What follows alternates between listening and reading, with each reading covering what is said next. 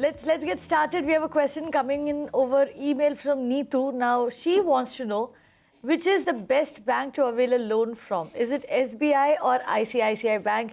She also wants to know what should be the maximum loan amount eligible for buying a home costing 1.3 crore rupees. Her income is around 90 lakhs per annum. What would you say? So I think best bank, I mean, there is no best bank, because if there was a best bank, then why would anybody go to the second best bank, really? I think the point is, you should look at the property that you are buying, and there could be differences in terms of which bank is willing to fund how much against that particular property for your kind of income. You might have some special needs which one bank might be able to fulfill that the other lender might not be. So I don't think you can really have this concept of best bank. Both are good. I mean, they are among Harsh, let's approach it from another angle.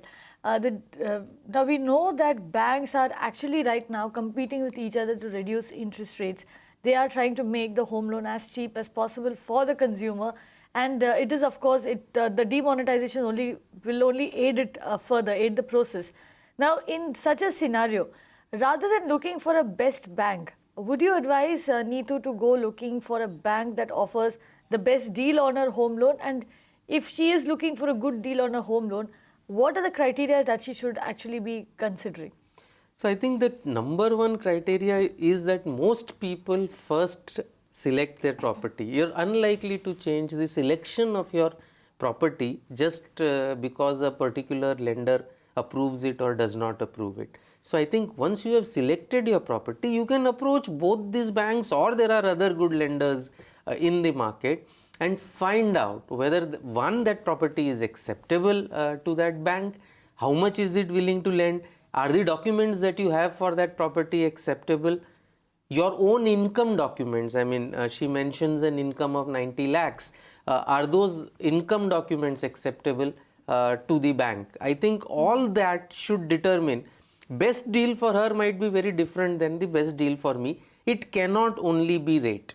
The rate difference now between all banks would hardly be 5 basis points, 0.05%. Also, the amount of money that you need to put forth when you're buying a house. Now, we know that banks typically lend you only 80% of the value of the home as a home loan.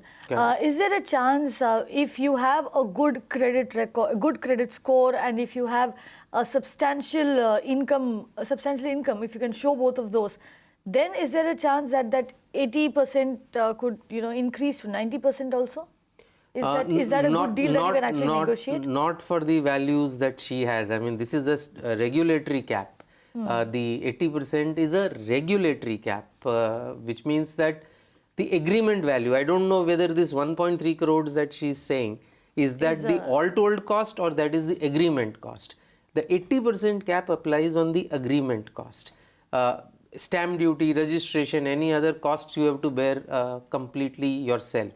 Assuming 1.3 crores is the agreement cost, you're talking of a loan of around maximum 1.04 odd crores, where because her income is 90 lakhs and assuming it is provable, assuming she has a great credit record, getting that kind of a loan is not really going to be a problem. One thing you mentioned, if getting that additional 26 lakhs that is being compulsorily required as a down payment, if getting that loan is a need, she can always, I mean, if she has a good track record, getting that as a separate loan, not as a home loan, is possible.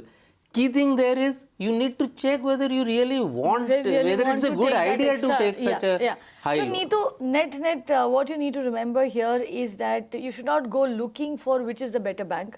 What you need to go looking for is which bank is offering you a better deal. And like Harsh pointed out, it does vary from person to person. Interest rate, of course, being an important factor, but there are a lot of other things also.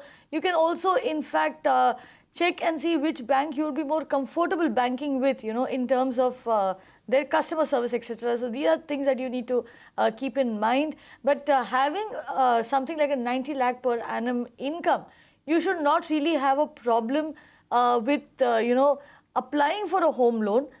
In fact, and we know of this for a fact that banks are currently competing for home loan customers in the market. So this is a great time, in fact, to go out and take that home loan. We were showing you rates on the screen, and they will continue through the show. You will see that rates are averaging around 8.9%. Watch live TV on our website mpnow.in. Find us on Facebook at facebook.com/magicbricksnow. And don't forget to click the like button. You can also follow us on Twitter at magicbricksnow.